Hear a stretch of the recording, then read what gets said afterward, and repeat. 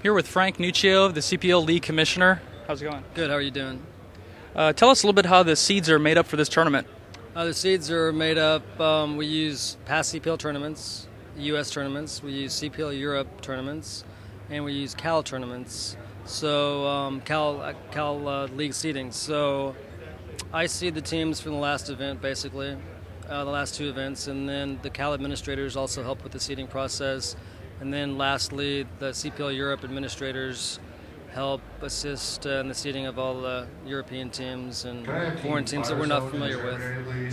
So actually this year, the seeding process was probably the most comprehensive that we've ever done. It took a very long time this time around. Tell us a little bit about the computers that the CPL is using. These are the latest and greatest from Intel.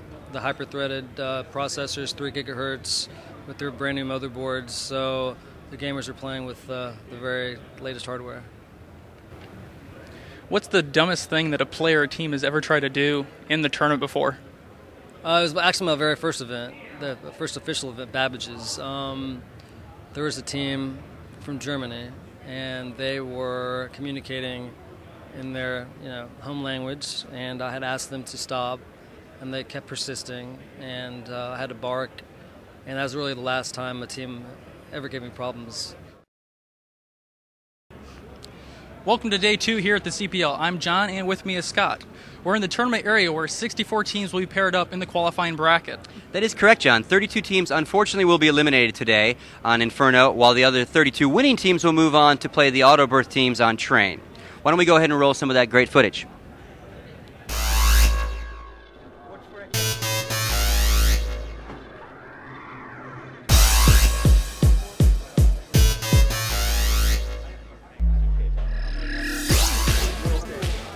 Harvey Magatti, along with the rest of Team 4 Kings, quickly took control of the match against Team TS.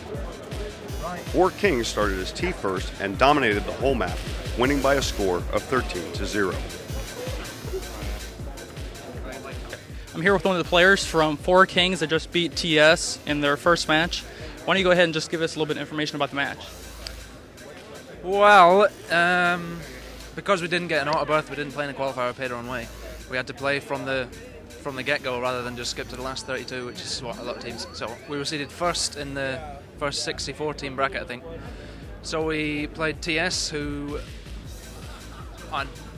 they maybe got a little bit of a rough ride to get us in their first game, but it went really quite quickly our way, and it was over pretty fast.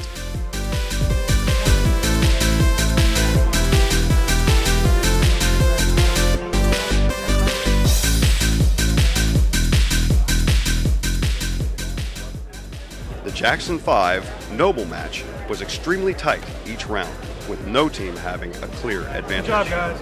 Damn nice house.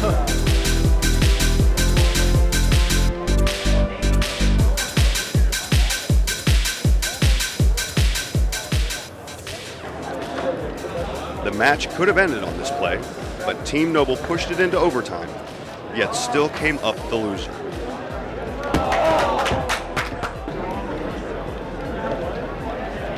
I'm here with Brian Kellogg from Team Jackson 5. They just won in an overtime match against Team Noble. Why don't you go ahead and tell us a little bit how the match went? It was really rough. Like, we hadn't scrimmed all day, so nothing went by straight. It was tough.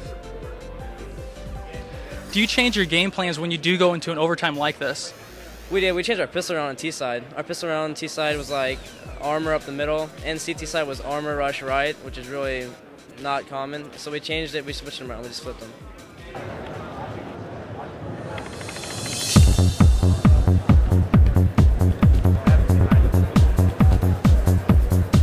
First round. DE right. All good, guys. Just relax. You can do this. Team Zero Fade found themselves paired up against an unknown team and quickly lost the opening round. Boost in the back. Boost in the back here, Eric. Bomb's going down, Bob. System Elite couldn't get into a groove and started to lose control of the match.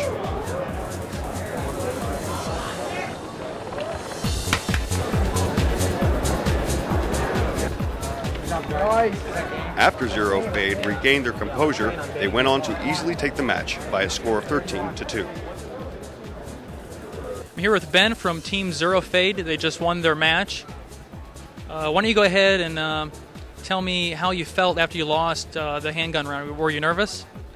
Well, we were kind of nervous because we had never heard of them before, and the way we lost was really funny. They just got a couple random kills on us, and it slowed us down just enough to where their nades killed us more. Normally we'd be by the nade point by then, but we were already dead. And then we actually turned it around, and we went armor hard left on eco round and won it almost straight outright. So after that, we just cruised, you know, 'cause eco round wins put you up like that. Throughout the whole match, it looks like you're getting a little TK happy. Why don't you go ahead and fill us in on that? I don't know. I think everyone, we have a few guys here, it's their first time to play in the tournament area. It was a little jumpy. We had a couple guys with sub 10 health get AK'd, and I myself got TK'd 3 times, which I'm not real happy about, but we still won, so it's all good. This is your 4th time coming into the CPL. Do you think that gives you a better edge over the other teams that are unknown? It does, really. There's a lot of things here that you wouldn't think to prepare for. That some of that, it's like the cold. You'd never think that a room with a million computers could get this cold, but it really does. And I'm telling you what, you just tell someone to sit on their hands after they're dead in the next round. You know, it can make a difference. But other than that, we have changed our roster a little bit, and all these guys now have land. So when we come to CPL, we feel confident, and it's nice seeing the familiar faces. Get ready for your Newegg.com play of the day. Jackson 5 won a long-fought match with the help of Stoic and Kellogg in overtime.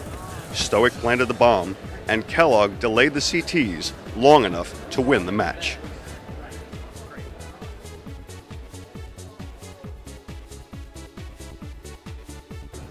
It's been a great first day at the Counter-Strike tournament, and the matches are only going to get better tomorrow. That's right, John. Tomorrow, the Autobirth teams step into the play, of which the best teams in the world fall into that bracket. They'll be playing on train against the 32 teams that won today. Should prove quite exciting.